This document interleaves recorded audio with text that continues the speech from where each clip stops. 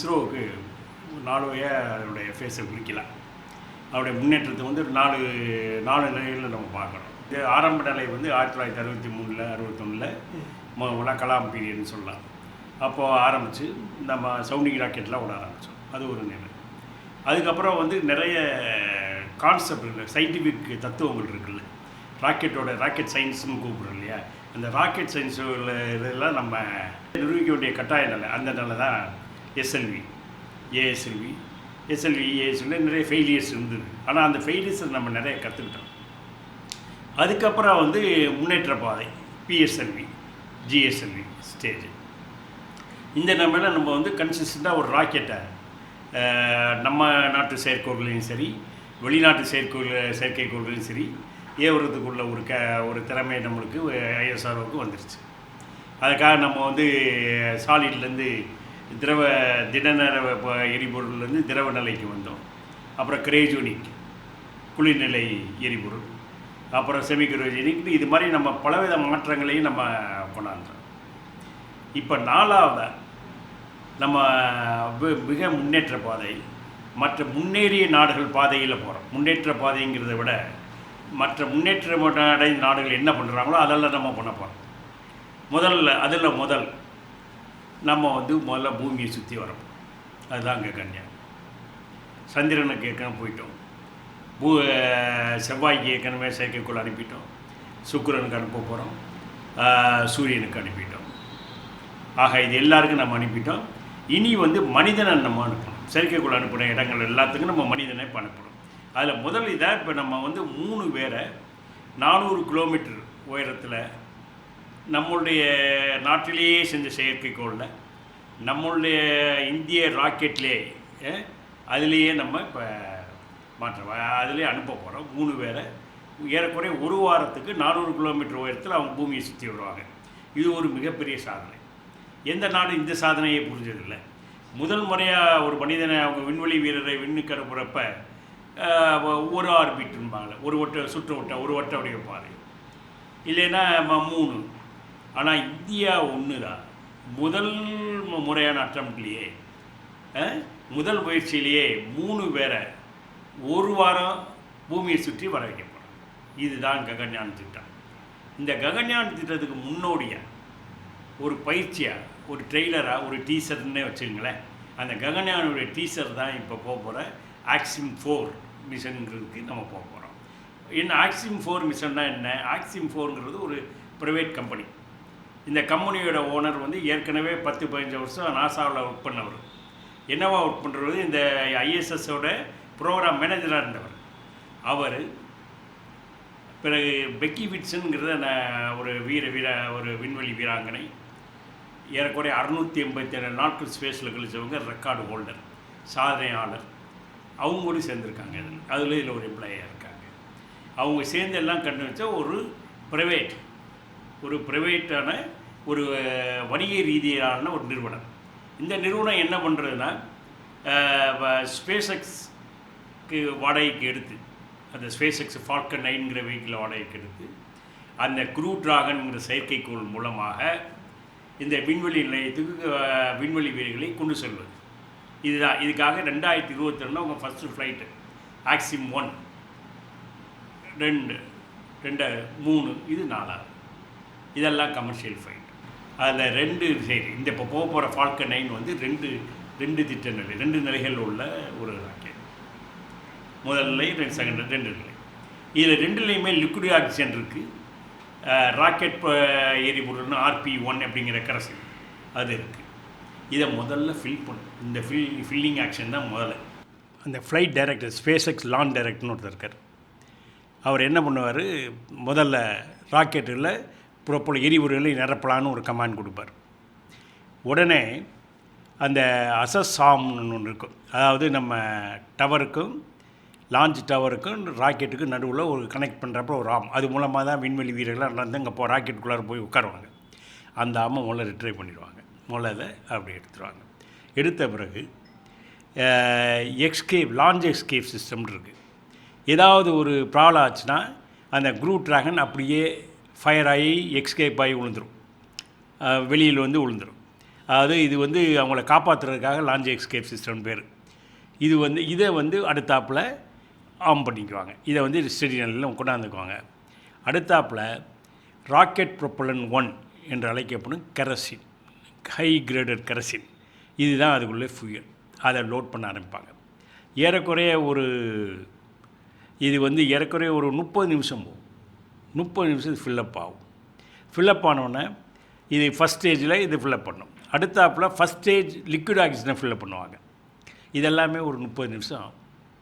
இந்த 30 நிமிஷம் ஆகிறதுக்கு செகண்ட் ஸ்டேஜ் லிக்விட் ஆக்சிஜனை ஃபில் பண்ணுவாங்க அடுத்தாப்பில். ஸோ இந்த லிக்விட் ஆக்சிஜன் இப்படியே ஃபில்லப் பண்ணி கடைசியாக பவர் ஆன் பண்ணுவாங்க. க்ரூ ட்ராகனுக்கு இப்போ பவர், இன்டர்னல் பவர், வெளியிலேருந்து தான் பவர் போயிட்டுருக்கோம். இதுக்கு இப்போ இந்த பவர் கொடுக்குறதுக்கு பேர் அம்பிளிக்கல் கார்டுன்னு பேர். எப்படி ஒரு அன்னை வயிற்றுலேருந்து இது சிசுவுக்கு போகுது இல்லையா, அந்த கோடு அம்பிளிக்கல் கார்டும்போம் இல்லையா, அது மாதிரி ஒரு அம்பிளிக்கல் கார்டுன்னு போனாங்க. அதை கட் பண்ணிவிட்டு இது இன்டர்னல் பவர் ஆரம்பிச்சிடும். அதே செல்ஃபாக பவர் பண்ண ஆரம்பிச்சுன்னா ரெடி ஆகுதுன்னு அர்த்தம்.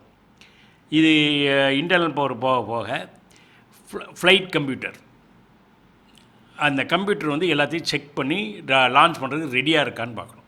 எல்லாத்தையும் ஃபைனல் செக் இதுதான். ப்ரீ லான்ச்சுக்கு முன்னாடி எல்லாம் நல்லா இருக்கா, லீக் ஆகுதா, லீக் ஆகலையா, ப்ரெஷர் இருக்கா இல்லையா, எல்லா டெம்பரேச்சர் எல்லாம் ரெடியாக இருக்கான்னு சொல்லிவிட்டு அந்த எல்லாத்தையும் அது கமாண்ட் கொடுக்க. இதை வந்து இப்போ இந்த டேங்கை ப்ரெஷரைஸ் பண்ண ஆரம்பிப்பாங்க. ப்ரெஷரைஸ் பண்ண ஆரம்பித்த பிறகு ஸ்பேஸக் லான்ச் டைரக்டர் வருவார். Space launch director verify, go for launch. அப்புறம் லான்ச் ஆகும். இது டோட்டல் லைஃப் டைம் வந்து 10 மினிட்டில் போயிடும் ஆர்பிட்டுக்கு, 400 கிலோமீட்டர் ஆர்பிட்டுக்கு.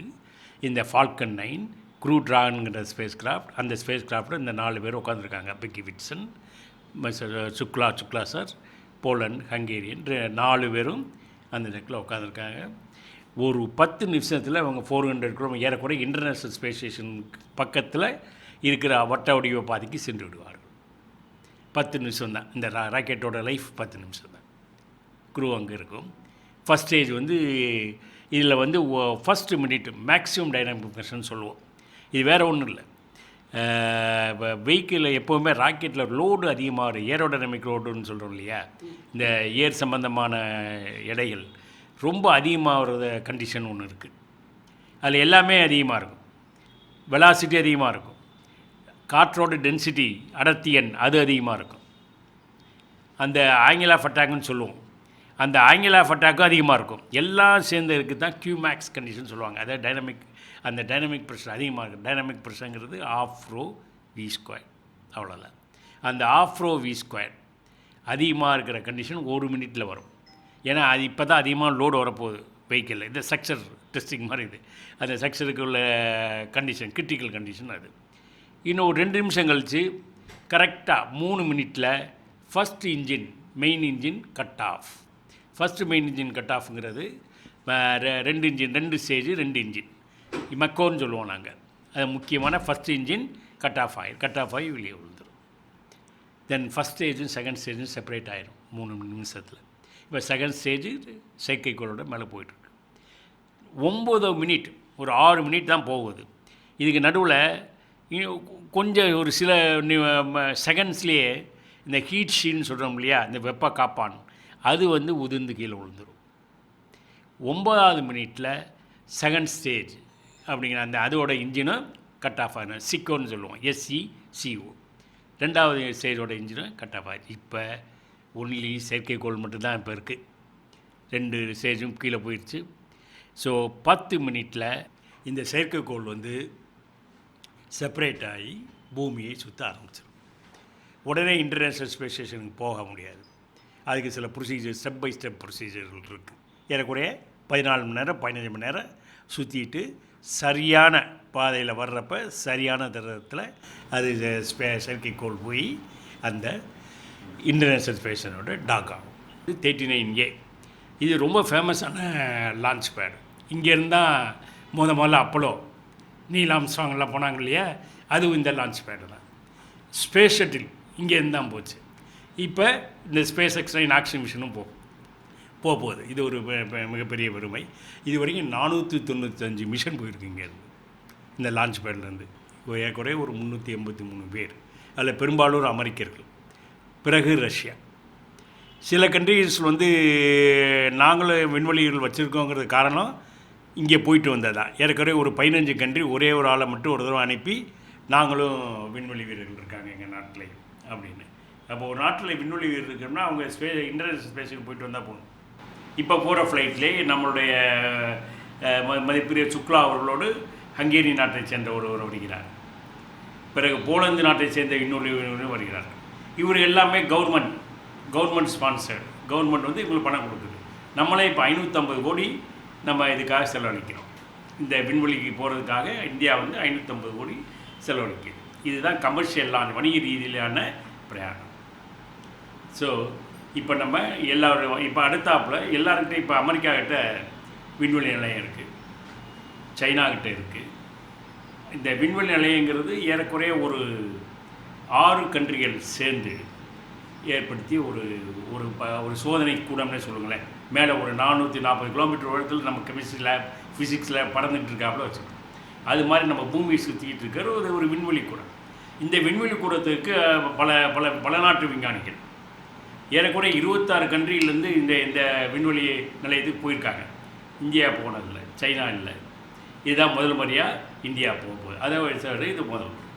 அது மட்டும் இல்லாமல் இந்த பிரயாணம் வந்து எல்லா நாட்டுக்குமே 2வது பயணம். ஏற்கனவே ஒருத்தர் போயிட்டார், அடுத்தாப்புல 2வதாக இவங்க போகிறாங்க. நம்மள எப்படி ராகேஷ் சர்மா மூலம் போனாரோ 1984 அவர் ரஷ்யன் வெஹிக்கிளில் போனார். அதுக்கப்புறம் இப்போ தான் 2வதாக போகிறார். ஆக்சுவலாக சொல்லப்போனால் ராகேஷ் சர்மா பிறப்ப இவர் பிறந்தே இருக்கல. அதுக்கு அடுத்த வருஷம் தான் பிறக்கிறார் நம்ம சுக்லா. ஆக 41 வருஷத்துக்கு அப்புறம் இந்த முயற்சியில் நம்ம இந்தியாவில் எத்தில் நம்ம வந்து பூமியிலேருந்து நிச்சயமாக ஸ்பேஸுக்கு போக போகிறோம். இதுதான் நம்மளுடைய எதிர்காலம். எதிர்கால இடம் வந்து ஸ்பேஸ் தான். நாளைக்கு ஏதோ ஒரு வெப்ப கோளாறுனாலேயோ கிரகங்களுக்கு நடுவில் ஏற்படுற ஏதாவது ஒரு பிரச்சனைனாலேயோ நம்ம கூட பூமி கூட வறண்டு போயிடலாம். கடல்லாம் மறைஞ்சு போயிடலாம். இப்போவே நதிகள் மறைக்கிற நீர்நிலைகள்லாம் மறைஞ்சு போயிடலாம். செடியுடிகள்லாம் வாடி போயிடலாம். மனிதனே வசிக்க முடியாத பகுதியாக மாறலாம். அப்போ நம்ம வேறு எங்கே போகலாம்? ஸ்பேஸுக்கு போகணும், விண்வெளிக்கு போகணும், மார்ஸுக்கு போகணும், இல்லைன்னா அப்படியே ஜூபிட்டர் போகணும், இல்லை ஏதாவது ஒரு கிரகத்தோட சந்திரனில் நம்ம வசிக்கிற கலவுக்குள்ள இதெல்லாம் இருக்குது. ஜூபிட்டருடைய மூணுலேயோ அது மாதிரி ஏதாவது ஒரு மூணுக்கு போய் நம்ம வசிக்க வேண்டிய நிலைமை ஏற்படலாம். அப்படி போகிறப்ப நம்ம 2-3 நம்ம மட்டும் போக போகிறோம்ல. முதல்ல மனிதன் போனால் மனிதனுக்கு அதனால் என்னென்ன அவங்களுடைய தசை, எலும்பு, அவங்களோட என்ன உடல் மாற்றம் ஏற்படுகிறது. ஸ்பேஸ் இஸ் ரொம்ப ஹார்ட். நம்ம இங்கே கிடைக்கிற காற்று, நீர், உணவு, இது 3 அங்கே அவ்வளோ கிடைக்காது. முதல்ல ஸ்பேஸுன்னு பார்த்தீங்கன்னா முதல்ல இது 3 அங்கே கிடையாது. நம்ம தான் கொண்டு போகணும் அல்லது உருவாக்கணும். செடினா வளர்க்கணும், மனிதன்னா அதுக்குள்ளே பயிற்சிகள் பண்ணி அந்த நம்மளுடைய தசையை வலுப்படுத்திக்கணும். இதனால் இதை எப்படி நம்ம மனிதன் வந்து அந்த விண்வெளியில் அவனுடைய உடல்நிலை எப்படி மாறுது, அதுக்கேற்றாப்புல எப்படி நம்ம எதிர்காலத்தை நம்ம வடிவமைத்துக் கொள்வது, அது உள்ள இதுகள் என்ன அப்படிங்கிறதுக்கு ஒன்று மனிதனுடைய உடல்நல மாற்றங்கள் என்ன அதை பற்றி கூறும். 2வது நம்ம போனால் நம்ம அங்கே போய் தாவரங்களை வளர்த்தாகணும். தாவரம் எப்படி எங்கே வளரும், எப்படி ஜெர்மினேட் ஆகும், அது என்ன அங்கே கிராவிட்டி, லோ கிராவிட்டி. ஸ்பேஸில் ரொம்ப இம்பார்ட்டண்ட் இது வந்து ஒன்று வேக்குவம், இன்னொன்று வந்து லோ கிராவிட்டி. கிராவிட்டி வந்து ரொம்ப கம்மியாக இருக்குது. அந்த லோ கிராவிட்டி கம்மியான கிராவிட்டி இதில் இங்கே தாவரம் வளர்ந்தால் வேர் கீழே வருமா மேலே போகுமா? கனிகள் பழுத்தா கீழே விழுவாது, மேலே போகும். ஏன்னா இது மாதிரி கிராவிட்டி இல்லை. ஸோ அங்கே எப்படி தாவரம் வளர்கிறது, எப்படி அது முளை விடுதல், எல்லா அதனுடைய சயின்டிஃபிக் பயாலஜிக்கல் டேர்ம்ஸ் எல்லாம் அதனுடைய பயாலஜிக்கல் பிஹேவியர் எப்படி இருக்கும், இதே அக்ரிகல்ச்சர் இனோவேஷன் சொல்கிறாங்க. இப்போ சொல்லப்போனால் இந்த எக்ஸ்பெரிமெண்ட்டில் கேரளா உள்ள வெள்ளையாணி அப்படிங்கிற அக்ரிகல்ச்சர் காலேஜில் சில விதைகளை கொண்டு போகிறாங்க. இது மாதிரி அங்கே எப்படி தாவரங்கள் வளரும், அதனுடைய பழக்க வழக்கங்கள் எப்படி இருக்கும், இது அறிவிற்கு இன்னும் தாவரங்களை பற்றி தெரியும். 3வது நுணுக்கமான உயிர்கள். இப்போ என்ன இந்த தடவை என்ன கொண்டு வராங்க, இந்த வாட்டர் பியன்னு சொல்கிறது டெடோபில்ஸ் அந்த இதை ஒரு சூரிய நின்னிய ஒரு இதை கொண்டு போகிறாங்க.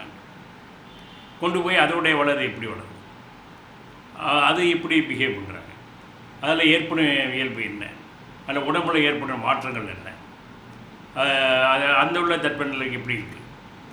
ஆகையால் இதெல்லாம் வந்து நம்ம இதை படிக்கிறதுக்காக தான் இந்த ஏறக்குறைய 63 எக்ஸ்பெரிமெண்ட் பண்ணுறாருன்னு சொல்கிறாங்க. நம்ம இதில் முக்கியமாக ISRO இது சேர்ந்து ஏறக்குறைய 7 எக்ஸ்பெரிமெண்டல் நம்ம பண்ண போகிறோம், 7 பரிசோதனைகள் பண்ண போகிறோம்.